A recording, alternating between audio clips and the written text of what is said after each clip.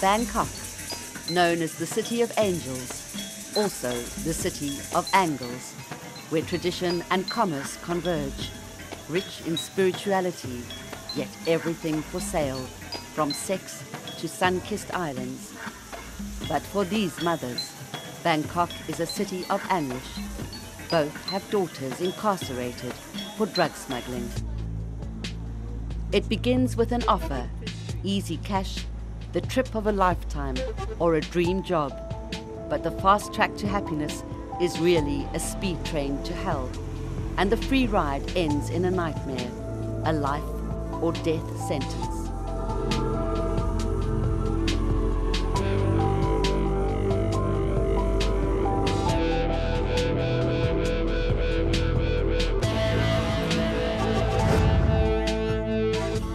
The recent executions of 8 convicted drug smugglers, 2 of them Australian citizens belonging to the infamous Bali Nine, has again thrown the spotlight on the transnational drug trade. These armoured vans are moving 2 Australian drug smugglers to an Indonesian island for execution by a firing squad.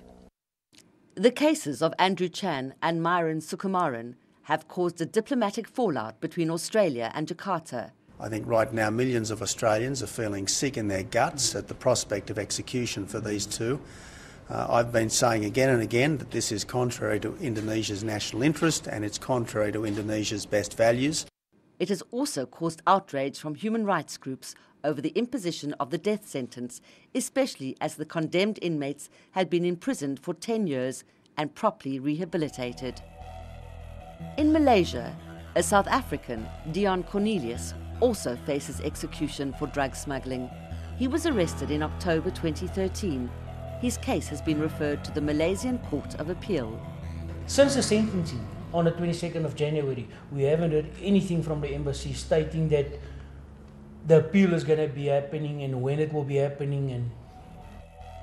But the temporary stay of execution for one of the convicted drug smugglers in Bali, 30-year-old Mary Jane Veloso from the Philippines, suggests a growing recognition that some of the drug couriers should not be classified as perpetrators of drug smuggling, but rather victims of human trafficking.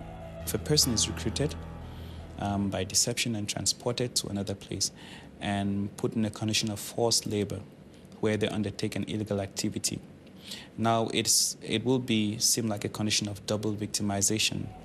The 30-year-old Filipino maid was allegedly duped into becoming a courier with the promise of a job that never materialized. She was set up to become a decoy, to be arrested while professional mules slipped through. She received a last-minute stay of execution when her alleged recruiter in the Philippines surrendered to police. What we are finding is that victims of human trafficking are not just confined to sex slavery. They're not just confined to forced labor in as far as mining or fisheries or the traditional sort of environments, but they are now being used for purposes of trafficking drugs without their knowledge in the recruitment process. There are similar cases of South Africans being entrapped, like Nolo Babalo Babsino Banda. She was arrested in December 2011 with 1.5 kilograms of cocaine camouflaged in her dreadlocks. When she landed in Bangkok from Brazil, the Thai police and the world's media were waiting. They had all been clearly tipped off. She insisted she had been forced to smuggle the drugs. She received a 15-year sentence. When you go through her story, you'll find that again here is an innocent young lady who was recruited under the pretext that she was going to Brazil for purposes of getting hair products and hair chemicals, and she saw this as an opportunity to make money, only to get to Brazil and find that no, it was a totally different ball game. And only then did she get to learn that in actual fact it was related to drugs. An equally shocking but lesser-known story is that of Thando Pendu, arrested in October 2008 and sentenced to 25 years. She came from Tabong Township near Welkom in the Free State. Her mother, Nozukile, is an unemployed single parent. Her only source of comfort are the occasional letters she receives from the prison. If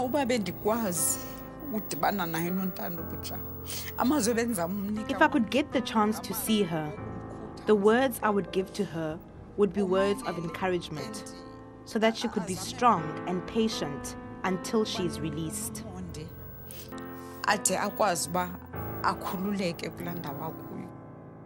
It was in Tabong that Thando met her alleged recruiter, Tembi, a wealthy woman who made Thando an offer, driving ambulances in Bangkok, an offer that would destroy her life. The hook was that she would earn lots of money to help her family. For an impressionable 23-year-old with dreams who possessed neither a matric or a passport, the offer seemed almost too good to be true. And it was, as Thando was to discover when she landed in Bangkok. I visited her in prison during 2009 and without her knowledge secretly recorded our conversation. She told me how she had been trapped. I asked her about the job. How am I going to start? Because I don't know the place. I don't know how to speak Thai language. And then she told me, no, what you do here is drugs. So I was scared, but when I told her that I cannot do it, she told me that I already buy a ticket for you. So you have to pay me back. There are like 4 ladies, South African ladies also, and one guy, Nigerian guy. Even if you go to the shop, if you want to buy something, you send somebody to go with us. Thando would not swallow the drugs, so they were bound to her chest like the arsenal of a suicide bomber. She was supposed to fly to China, but she never made it out of Bangkok airport. While she was being strip searched, 4 South African drug mules slipped through customs undetected. Never in her mind did she entertain the thought that she would end up being asked to transport drugs. But because of the relationship between her recruiter, the people in Thailand, and herself, the nature of the relationship became such that she was actually a slave to these people. She was forced to have to carry drugs, and because she refused to swallow the condoms, that's why she was sacrificed.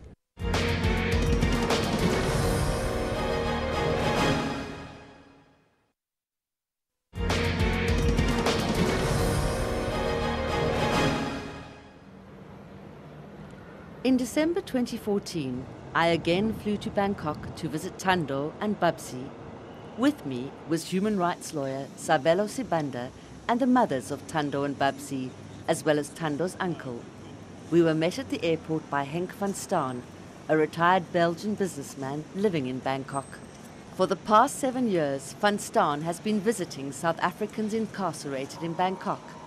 Deprived of family contact and locked out from the rest of the world, for Babsi, Thando, and 5 other South African women incarcerated there, Van Staan is their lifeline.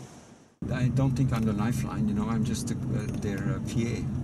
And to make sure they can keep contact and the family can keep contact with them and know how they go and support whenever support is needed, because sometimes they get into situations where they need a lot of support.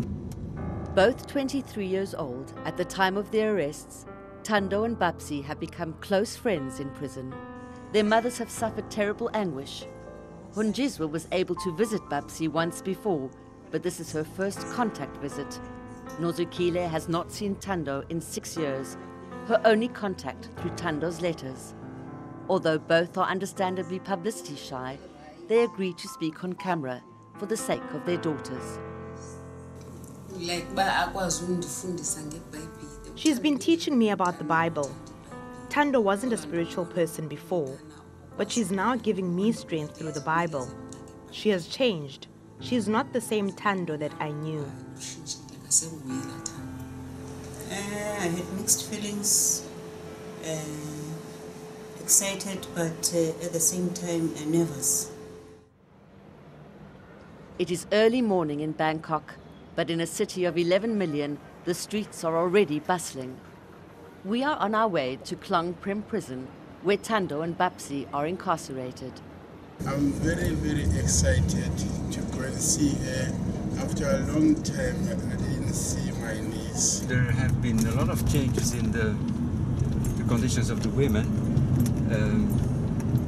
You know, compared to the men in the beginning, when I started visiting them, the men, they were like in a 7-star hotel. And the women had a much tougher environment to live in. A lot of restrictions, they couldn't get any food brought in, they couldn't get anything sent to them. When a South African is arrested abroad, even before they are convicted and begin serving their sentences, we render what we call consular services. This entails visiting them in jail, ascertaining what their needs are, so that the department can then facilitate for them to receive the kind of assistance they require. But there have been reports in Asia and elsewhere of the South African consulates failing to attend the trials of South African citizens and not responding adequately to cases of human rights violations in prison. The government does have an obligation to protect its citizens, especially in a scenario where they find themselves confronted with what within normal democratic societies could be considered as an unfair justice system. They do not visit the South Africans regularly. We have human rights violations taking place in various countries where our citizens are held, and nothing is really being done about it. Many times the citizens are told it is better for them not to lay a complaint, and so it's an easy way out. So out of sight, out of mind. I will need to know which officials in which country, and also what are these things that they are not doing, because from where I'm sitting, the reports from our missions, particularly in countries where we've got South Africans incarcerated, the reports suggest that consular services is being rendered, people are being visited regularly in jail. Having said that, there are certain countries where the laws and conditions are a bit difficult. At the prison, they didn't have anyone to interpret documentation which was written in Thai, which they didn't understand. And that is an obligation on the South African government. It's not enough that they are there, it's not enough that occasionally they will go in and maybe see the inmates, but they have to also ensure that their human rights, their human dignity is protected, and that they are not subjected to unfair trials. We have arrived at Klong Prem prison. As with all prisons, cameras are prohibited here. The family-friendly exterior of Klong Prem disguises the grim conditions inside. Over 200 women occupy a single cell without privacy, sleeping sardine-style on the floor. This is a side of prison the public will never see. A disturbing trend in Thailand is the spike in the number of women detained there, many of them for drug trafficking. Between 2009 and 2015, there has been an increase of almost 21,000 women, many of them foreigners. So what is behind this increase? They promise all sorts of money. It sounds like a dream, the kind of figures they're throwing around with the promise of good or better life. And the number of South Africans is also growing. Well, according to the information that we have as a department, prisoners abroad, South Africans, with regards to drug-related crimes, it was in the region of 695. In Mauritius, Brazil, Venezuela, Hong Kong, it is actually out of control. Do the crime, do the time is the response of societies justifiably outraged by the deluge of drugs in communities, schools and families. But how effective are arrests of small-time drug couriers in the global war on drugs? For example, in 2003, Thailand cracked down on drug trafficking. This resulted in the extrajudicial killings of thousands without making a dent in the billion-dollar trade.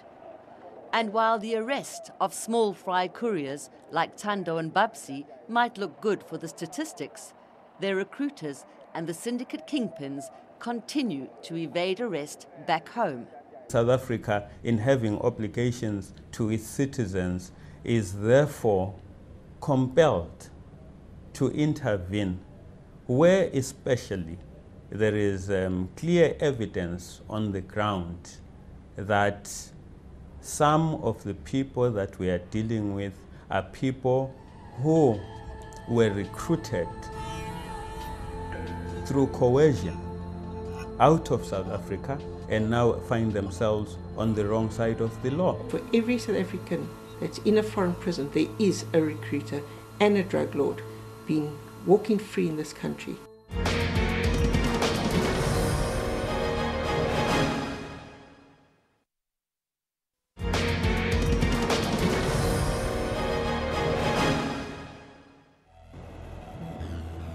Like Thailand and Indonesia, Malaysia has become a global hub for business and tourism. It also has a zero tolerance for drug trafficking. Here, as in Indonesia, the death penalty is mandatory. In October 2013, South African Dion Cornelius was arrested in Malaysia with 2 kilograms of methamphetamine in a laptop bag. The 29-year-old Benoni father was allegedly recruited in Durban, where he was looking for work. He was given money for a trip and arrested 2 weeks later. Was he a willing drug mule whose luck had run out, or was he tricked into becoming bait? His devastated family have no idea. I couldn't believe what Dion is up to, because he's not that type of person that we know of. So that was like unreal for us. Toe bel sy vrou my, toe sê sy vir my hulle het vir Dion gevang in Malaysia. His wife phoned us and told us he had been caught in Malaysia. So I asked her why he has been arrested. She told me drugs were found on him, but she didn't know how much or what they were going to do with him. And I became hysterical. I began to cry. Ek het hysteries gegaan, ek het begin huil. En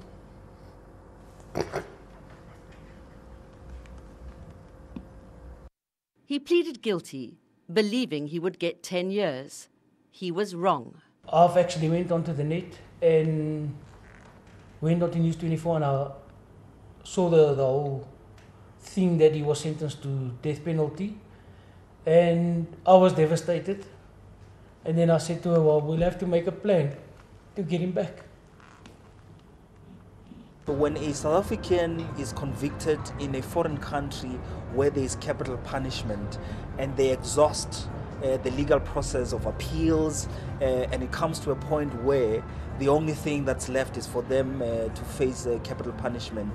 At that point, the South African government then steps in to plead for clemency. But South Africa's efforts failed in 2011 when Janice Linden was executed in China. She protested her innocence to the end. Global campaigns and pleas for clemency by the Australian government also couldn't save Chan and Sukumaran. But in the case of Filipino Mary Jane Veloso, a personal plea by President Benigno Aquino III of the Philippines has saved her from the firing squad, for now. And the Philippines government agencies have united to stop international drug trafficking syndicates from trapping and tricking citizens working abroad into drug trafficking. So what similar avenues can South Africa follow to protect its citizens? You've got your Universal Declaration of Human Rights, which basically brings the nations together in many ways. And human trafficking has been noted as a violation of human rights. We are all signatories to the Palermo Protocol, which says that we cannot prosecute you if you are a victim of trafficking, and whilst being a victim of trafficking, you commit other offences. It is necessary, especially for those of us who work around human trafficking, to begin to get the world to understand the relationship between human trafficking per se and drug trafficking. We do recognize that it does happen, that there is definitely a link. In July 2013, the Prevention and Combating of Trafficking in Persons Bill was finally signed into law. It gave South Africa a single statute that tackles human trafficking, providing compensation for victims and severe penalties for recruiters. The Act itself sets out exactly what all the offences are. It sets out what the penalties are, it gives us extraterritorial jurisdiction, which goes back to what you were speaking of, our victims that are taken across our borders. We can still prosecute them. But since the signing, the Act has been bound up in red tape that to date has rendered it operationally impotent. The Act is not in operation yet. The commencement date has not been proclaimed yet. It was signed by the President on the 29th of July, 2013, and the NPA, like all the other role players in this fight against trafficking, we're all awaiting the proclamation of that commencement date. So what does that mean for Thando and Babsi and other South African citizens allegedly trafficked out of South Africa? No such information has ever been kept by the NPA. Personally, I've never dealt with a case where a South African was trafficked out of our borders. If we want complete, sufficient protection and security for our victim, our South African victim that's taken out, we need the Act. In 2009, Special Assignment found Thando's alleged recruiter, Tembi, in Tabong Township. Her boyfriend became violent and assaulted Thando's mother.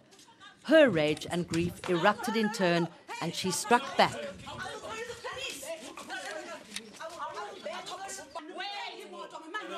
Initially, Tembi denied all knowledge of Thando. No, not me. I don't know about that. No. Real. I'm telling you the real truth. Then she changed her tune. It's true she was with me. She was there in Thailand. It's true. I can't say it's false. But about the smuggling, real, I was not there. I don't know. Even me, I was very shocked about that. By addressing the recruiter, chances of getting to the big fish behind the recruiter are very, very high. I obtained evidence of Tembi and a Nigerian syndicate operating in Bangkok and reported my findings to the MPA, Interpol and the South African Embassy in Bangkok. 6 years later, not a single statement has been taken from Thando, even though a SABC officer is stationed at the embassy there. Our contact visits with Thando and Babsi are over. Instead of broken souls, we found two strong, determined and resilient young women. We went there to encourage them not to lose hope. Instead, they encouraged and comforted us. Babsi is a remarkable case in this respect. You know, as a foreigner here in Thailand, they don't do anything for you. You're left on your own. You can work if you choose so. You cannot work if you choose so too. But Babsi said, okay, I'm going to take this time for myself, to rehabilitate myself, kind of, although she didn't do anything wrong. But she decided to continue her studies to make the time worth spending there. She's very much positive, and that made me stronger and stronger. And she's looking beautiful, and I could see that she's grown up. I mean, when we're talking, yeah, I could see that she's looking at a bright future.